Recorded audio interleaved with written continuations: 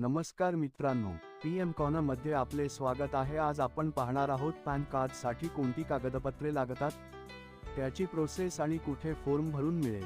आम्ही तुम्हाला step by step मदत करणार, जेणेकरून तुमचे पॅन कार्ड तयार होईल।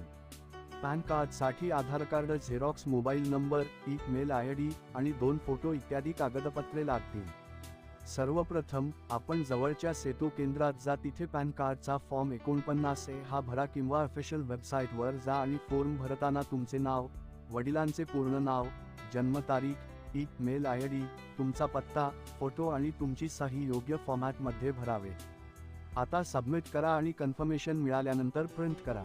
7 ते 10 दिवसात आपले पॅन कार्ड पोस्टने आपण दिलेल्या पत्त्यावर येईल।